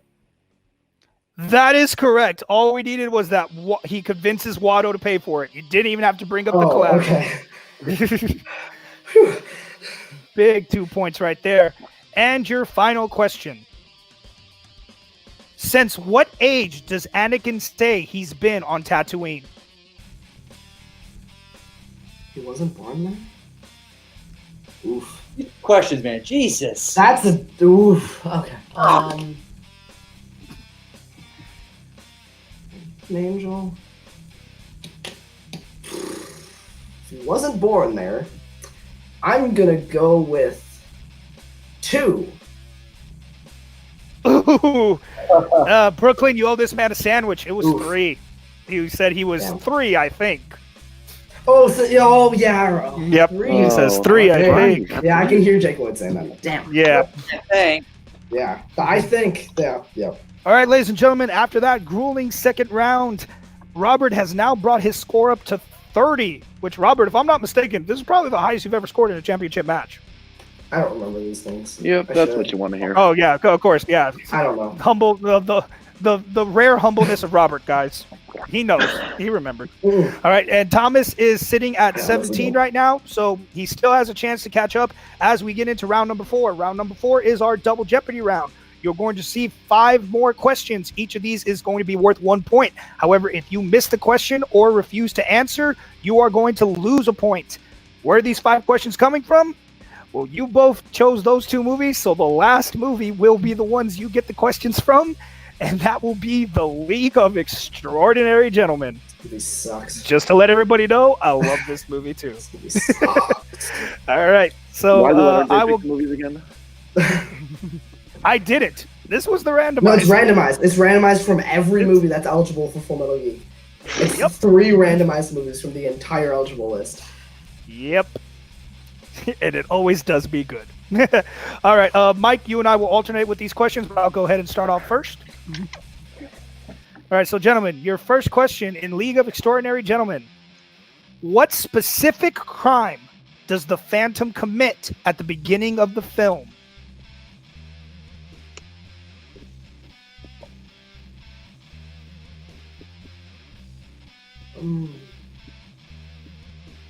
Specific Yeah, crime, specific- Robert. that I already word- see your face. that I word's already see your interesting. face. Got to give you 5, 4, 3, 2, and 1. Need your pens down. All right, let's go to Robert first. He robs a bank. Is that not specific enough? That is, we can Okay. accept that. And Thomas. Oh, I said they steal some blueprints and kidnapping.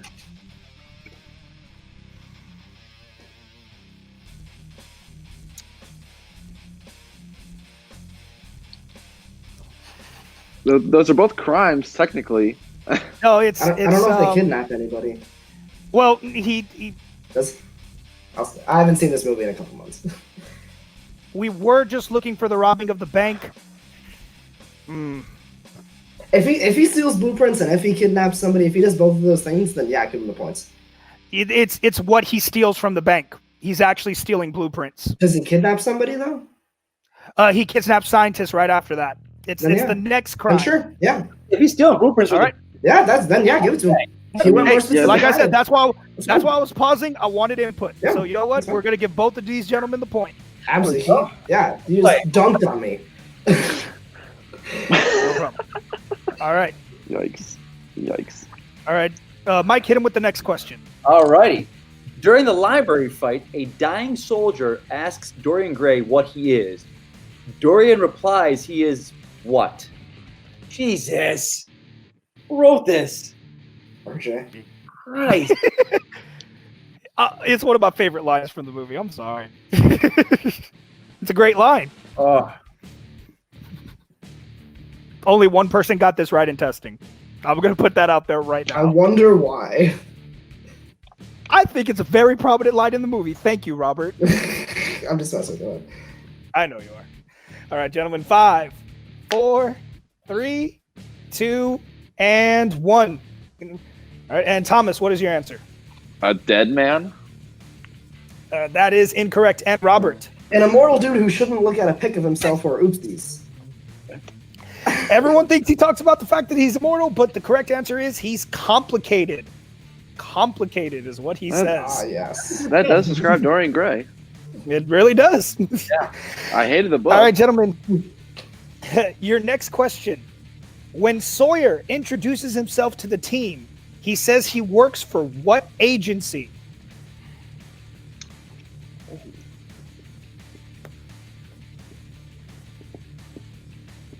I wish this was real, that like the book Tom Sawyer actually grew up to be like this Tom Sawyer. Right. That would make that book so much more interesting. It'd be better if it was the song Tom Sawyer. 5, 4, 3, 2, and 1. Let's go to Robert. Was it the CIA?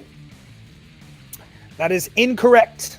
And Believe he Thomas. worked for the Secret Service. Oh, that's that right. is correct. There it is. Robert. All right. All right, fourth question. In the League of Extraordinary Gentlemen, what is the name of the Invisible Man in the film? Only need the last name. They say it like 5,000 times in the movie. I don't want to hear it. That's a perfect information. Okay.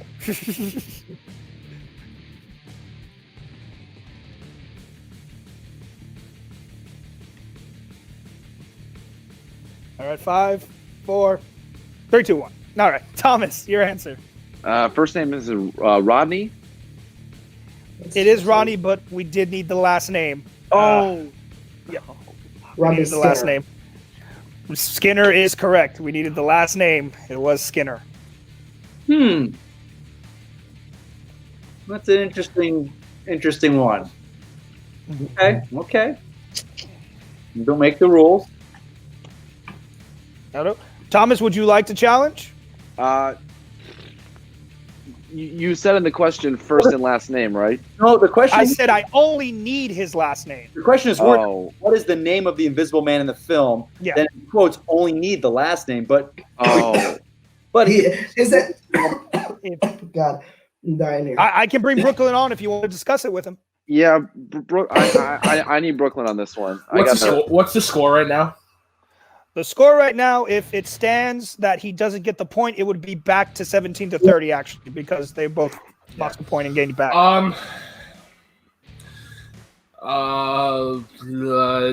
When they only need the last name, so the first one isn't really deemed in it's like saying like I don't know.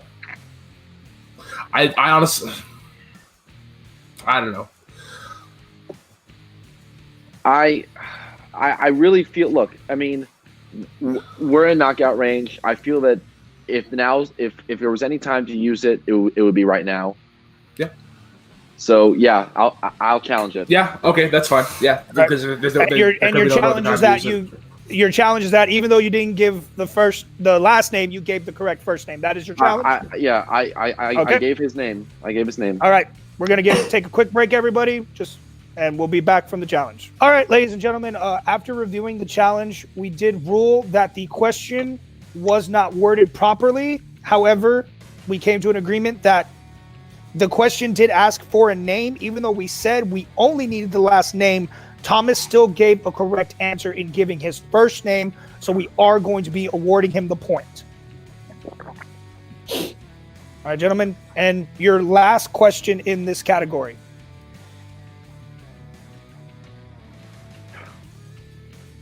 You want me to read it?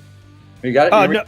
No, just because I was doing my other hand. So here's the situation we stand in, ladies and gentlemen. It is 30-19. Robert needs to miss, and Thomas needs to hit for this to go to round 5, or else Robert will win via KO. So, gentlemen, with knowing that, your final question. Mike, you can go ahead and hit him with. Okay, we back up. You guys got me? All right, guys, final question in this round. Yep. What European city does the league go to once they recruit all their members to stop a terrorist attack?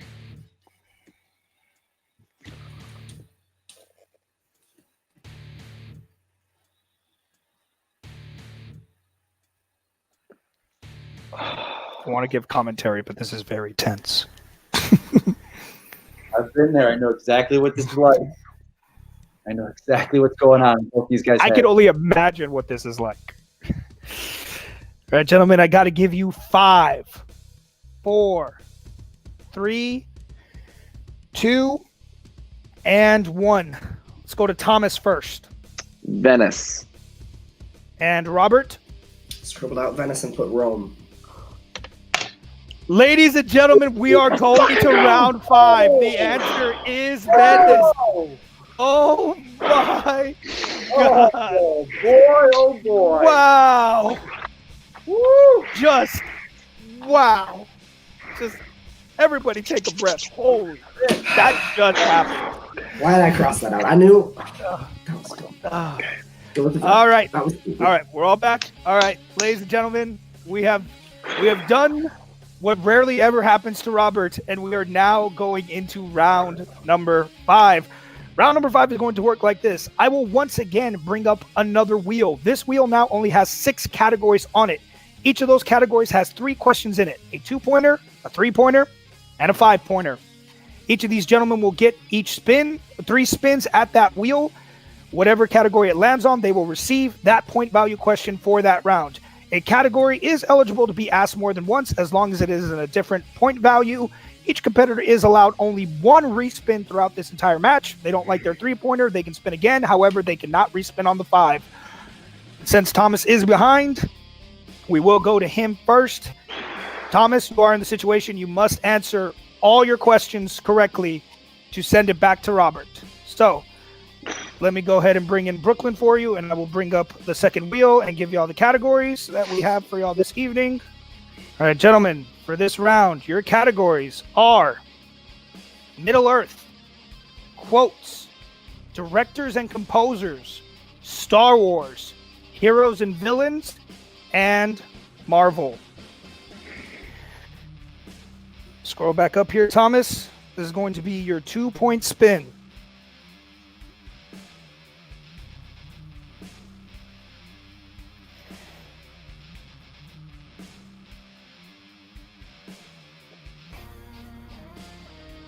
And it is directors and composers. Would you like to keep that or spin again? Brooklyn, I want to keep that. Yeah, that makes sense. We've been studying that. So all right, let's keep that. No problem. Give me one moment while I pause. All right. And since I had Thomas in the last round, Mike, you can go ahead and take his questions for round number 5. All right, so Thomas, so we're looking directors and composers. Your 2-point question is this. Which Star Trek film was directed by William Shatner? Star Trek V, The Final Frontier. That's correct. 2 points. Well done. Well done indeed. All right. Bring back up the wheel for you. Oh, sorry. Nope. Yeah, I know. I pressed the wrong one. I'm bad. There it is. Never seen that before. All right. Your 3-point spin is now in.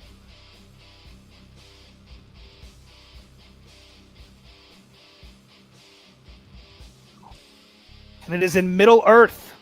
Would you like to keep that or use your respin? Brooklyn, I kind of want to save the respin for the 5. That totally makes sense. Yeah, so let's keep Middle Earth. Yeah.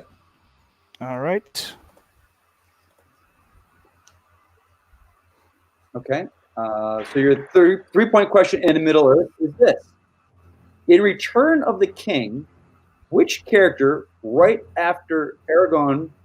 Hold on, this is worded kind of weird, guys. Let me make sure. Take a second. Did I? Just real quick before I say it. Yeah, no problem. Let me see what I. Oh, it's just missing an S. It's. Do you want to go and read it? Yeah, I'll go ahead and read this. I do apologize about that. Yeah. Okay. No problem. All right. Thomas, for 3 points in Middle Earth. In Return of the King, which characters charge right after Aragorn before the whole army charges at the Black Gate?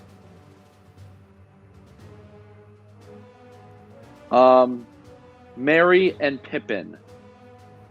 3 points. There it is. There it is. I'm glad you All read right. it. All right. Yeah. A guttural scream from those two.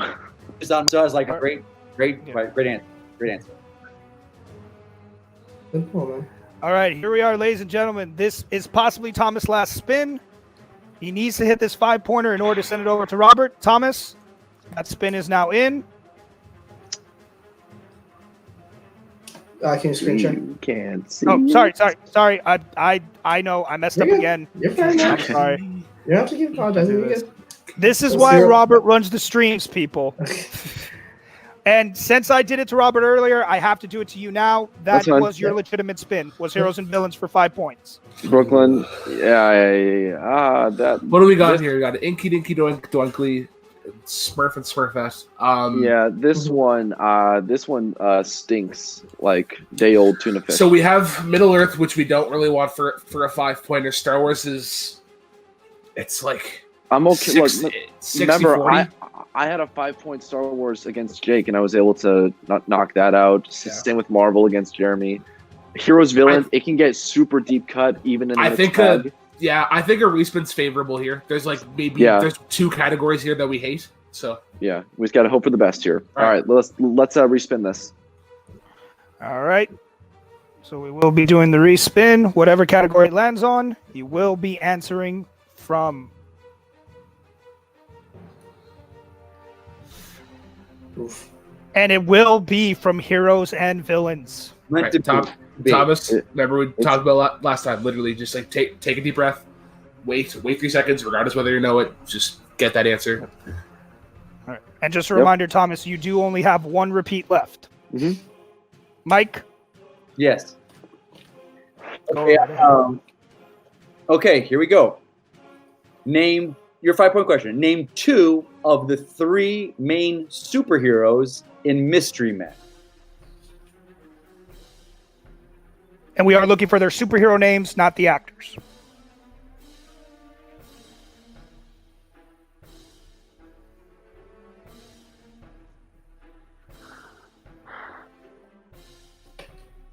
And you do get a little extra time for this one because it is thinking of more names.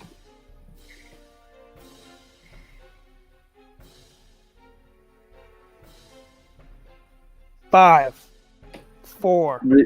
Last repeat. Your last repeat. Here you go. Yep. Name 2 of the 3 main superheroes in Mystery Men.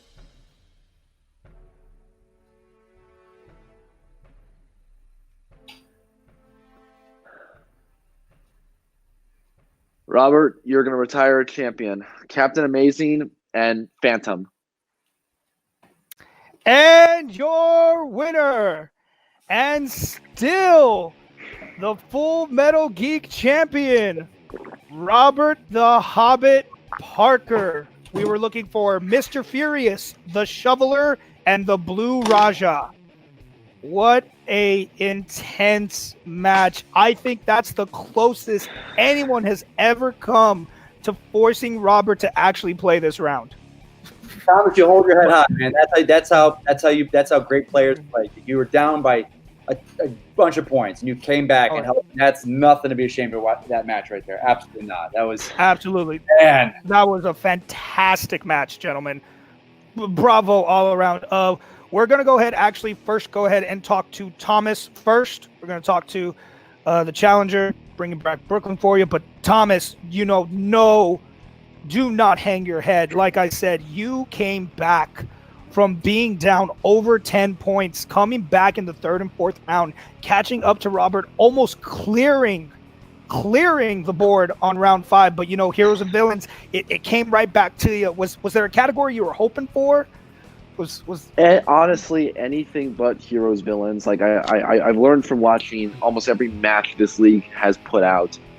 Heroes, villains, it's your worst enemy in some situations, because I have a list of movies that I've been I have a list of movies on a Word document that I'm like, okay, I have to watch this and this and this. Mystery Man was on there. School gets in the way, and it did not make the cut of things I watched. But look, I said from the start, even if I don't win, I want to make it to round 5, because no one's ever done that against Robert before. I'm glad to have at least done that. Yeah, man. The round 1, the I1, I probably wouldn't have gotten if I used that repeat, but that Phantasm question, I watched that one just last week. It's one of those data ones that just slipped my mind. Round 2, DC. I think DC is the biggest wild card category ever in Geek, because you can either get a question from a really good movie like Batman Begins or Watchmen, or you can get crap questions, not crap questions, good questions from a crap movie. But yeah, Robert cleared the board in quotes. Look, I think this is more a testament to how effing good Robert is. I mean, the dude didn't miss a question until like the final question of round 3. That's insane. I have so much respect for him and how he plays the game. I know that he's going to go on to greater things going forward.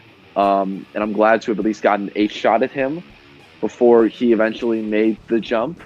So I can't hang my head too much, but y'all got to be joking if I'm not second guessing a couple of the answers I gave. The Turtles ones just slipped up there. Could have been 2 more points there, but again, that's how the game goes, Yeah. Like you said, man, it is how the game goes. But like I said, dude, you have had an amazing first season, brand new, ran through the tournament, came here to Robert, and I can tell you, you have taken Robert farther than anybody else who has challenged him for this belt has taken him. So that is a testament in itself. But this means you're going to be back next season. And I mean, what are you in Brooklyn trying to do next season? What we're trying to do is, I think that throughout the progression of this tournament, we have learned from every question I've missed, from every quick Crab Goyle question from the Jeremy match. I answered like that, and I don't do that anymore. I wait at least 3 to 5 seconds before I give an answer, because if I blurt out the wrong thing, that's an easy steal, or that's an easy miss. That's an easy missed opportunity for points. So we're just trying to learn from our mistakes. And for me personally, just watching as many movies as I can. I got my long list. I got things to rewatch, things to watch again. But the work never stops for me in this league. I love playing Geek Trivia. I think this is a true passion of mine. It's been that for a while. And I'm just glad to have gotten this opportunity. I'm humbled by this. No, man, and we definitely are humbled to have you here. You are a great competitor, and we look forward to seeing what you have for us next season. Brooklyn, any final words? There's no my colleague. I refuse to call anybody, and it's actually my client. Absolutely. But yeah, there's no reason for Thomas to hang his head. You took Robert to the last round. Not a lot of people can say that, and I think this is a testament of what the talent level needs to be moving forward into next season. You look at what Thomas did against Jeremy, like one of the greatest fan league matches ever. He beat Dominic Greasy. He beat Jay Burns on the way to going up to Robert. Sure, we didn't get the win, but Thomas set a goal for himself that ultimately wasn't a win, and he got that goal. And that, I think that ultimately proves that if whatever Thomas has set in his mind, that there's nothing really stopping him outside of season, gentlemen. Y'all have a great rest of your vacation. School's coming up to vacation time, man. Get some rest, watch some movies. Yeah, We'll see you I next got season. I got a Thanksgiving break after this, so I'm gonna go eat There you myself go. to a food coma. There you go. That's what I'm talking about. All right. And now we are going to bring on, of course, the winner, the undeniable, the undisputed Cody Newberry, and that guy that he represents, and that's Robert. Robert, here you are once again standing at the top of the mountain. Like I said, I mean, Thomas did take you farther than anybody else, but still, but the performance you put on before he did that, holy crap. When's the last time you got a perfect round? Like, honestly. Last time I did get a perfect round? I can't even remember the last time. Numerous times. In this league, a couple times. In fandom, not often. Yeah. But still, man, I mean, perfect round 1, perfect round 2, including your steals. You only missed the one question in round 3 and the one question in round 4? That's it. Sure. Like, that's it. I shouldn't have missed that Venice question. 2 questions in round 4. I should not have missed that Venice question because I literally had it written, scribbled it out, wrote Rome. I had it, and then I just didn't trust myself, which is something that I will never do again. I will never second guess myself again because that's what happens. It shouldn't have gotten as far as it did. I'm glad it did because it let Scully show off what he can do. I have zero doubts in my mind that Thomas will be a Full Metal Geek champ. Zero doubts whatsoever. He is by far one of the best things to happen to this league this season. Coming in as a rookie, dominating the tournament. I threw some shade at the start of the match. I was trying to get into his head. It's what you do. But, taking that all away, I truly do have mad respect for Thomas. He's an incredible player. He's going to do incredible things. But that being said, I mean, Cody and I, we did it again. Yeah. I'm going to say this real quick because this is actually the last time that I get to manage Robert. Before Harloff or before anybody in the Schmodown noticed this talent, I noticed this talent a long time ago. I reached out to Robert a long time ago and said, hey, I want to represent you in the fan leagues because I like what the managers do in the Schmodown, and I think that I can add a lot to your game. A lot has been said behind the scenes and stuff. Like, I don't do a whole lot for Robert, but I think the proof is out there that we have built this great respect for each other, even though I tell him to trust himself all the time, and he still crosses out Venice and put Rome. Hands off to Scully. Scully, you will be the champion of this league. This is your title. If you want an actual coherent manager, I'm right here for you. But other than that, I will say that Robert may let you get to round 3. You should have been knocked out there. That was Robert's mistake. And again, mistakes like that in the Schmodown will cost you a belt against that man right there, or against Smets. So those are the things that we had to clear up. But again, I have so much respect for Robert and everything he's done. It was one of the privileges in this community and in this community to manage you. I think you will do great things, way beyond what you did in these leagues. You did this for 2 years. You battled all the way through some hard-ass questions. Some of RJ questions, I think the Schmodown should hire him to start Kalinowski. I don't think they want him. But hats off to you for what you did to all these other things. I cannot wait to see what you do next season. And if a manager has a brain in their effing skull, they will take you in that first round, regardless of your record's 0-0. If they want a belt at one point in that league, they better take you. If not, let it drop and let him win a title in the 5th round, because you guys will all be jackasses at the end. I'm telling you, first round, or you're making a drastic mistake. I just gotta say, Cody, it has been my privilege to be your client, not your colleague. I am your client. I don't know what those words are, Brooklyn, but no, seriously, you are one of the best friends of this community, one of the best friends in the world, and people say you don't help my game. You have gotten me to the point that I am, and I am very, very grateful to be your friend and continue to be that past this. But also, thank you so much, Mike, for coming here and helping host this. I hope I put just enough fear in your heart. Add more pages to that book. You better add more pages to that book, because we're coming. Seeing a match like this, it's like, of course, I not necessarily side with Thomas, but I'm usually Thomas. I'm usually the underdog. The polls are going to start coming next week. No one's going to have me winning. Just like they didn't have me winning against him the last time. Didn't have me winning against Rachel in San Diego. that makes me play. I'm one of those players that plays, like, so many players in this league kind of about stats and what your accuracy is. It doesn't matter. At the end of the day, it's who wins and who loses. It's that's what it comes down to, and stuff gets tripped up. Robert, the only thing I'm betting on with this, buddy, is you've never played at that table. So it's one thing to be at a computer, another thing to be at that table with a room full of people. But then again, I look at Oyama, and that man, he came from the fan leagues, and he's undefeated right now. So it's like, it's the sunglasses. It's the sunglasses that do it for him.